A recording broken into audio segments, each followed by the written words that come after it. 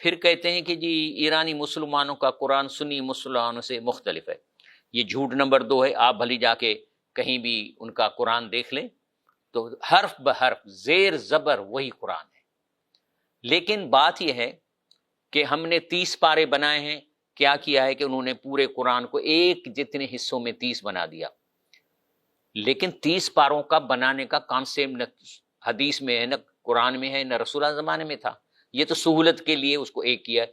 اگر ایک آدمی 30 کی جگہ پہ 60 کر دے، چھوٹے چھوٹے پارے کر دے، اس سے کوئی فرق نہیں پڑتا. اسی طریقے سے اگر جو نمبرنگ ہے آیتوں کی وہ بھی ہم نے بنائی ہوئی ہے، کوئی اللہ کے رسول اور سنت میں نہیں تھی کہ اتنی 286 آیتیں بقرہ میں ہوں گی. اگر ہم بڑی آیت کو چھوٹا کر دیں گے تو 300 بھی ہو سکتی ہیں، لیکن اس کا کنٹینٹ چینج نہیں ہوگا. ایک مثال دیتا ہوں کہ ایک ہی آیت ہے جس کے بارے میں قرآن میں آیا ہے کہ اس میں کتنی آیتیں ہیں، وہ ہے سورہ فاتحہ. اس میں آتی ہیں 7 آیتیں، یعنی لقد آتیناک سبعا من المثانی وقرآن عظیم. باقی کسی نہ بقرہ میں نہ سورۃ الملک میں کہیں کہیں پہ نہیں ہے کہ اس کی آیتیں کتنی ہونی چاہیے. وہ تو سہولت کے لیے لوگوں نے اس کو آیتیں لگا. ایک مثال دیتا ہوں. اب آ جائیں سورہ فاتحہ میں. سورہ فاتحہ میں اگر بسم اللہ الرحمن الرحیم کو نمبر 1 دیا جائے گا تو پھر 7 پوری کرنے کے لیے جو آخری آیت ہے صراط الذین انعمت علیہم غیر المغضوب علیہم ولا الضالین، اس کو ایک آیت کیا جائے گا. لیکن جو لوگ بسم اللہ کو نمبر 1 نہیں کرتے تو آپ دیکھیں انہوں نے کیا کیا ہے.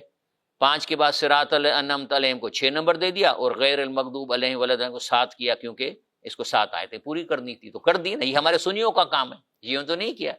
تو یہ جھوٹ بولنا کہ جی ان کا قرآن مختلف ہے، اتنے پارے ہیں، اتنی آیتیں، یہ سب جھوٹ ہے. ایک ایک لفظ اور ایک ایک حرف ان کا وہی ہے جو ہمارا. ایک مثال میں دیتا ہوں. یہ 2 تھیلے ہیں. ہر تھیلے میں 25,000 ہیں. اب پہلے والا جو تھیلا ہے اس میں 25 نوٹ ہیں، یعنی 1000 کے 25 نوٹ ہیں تو 25,000 ہو گئے.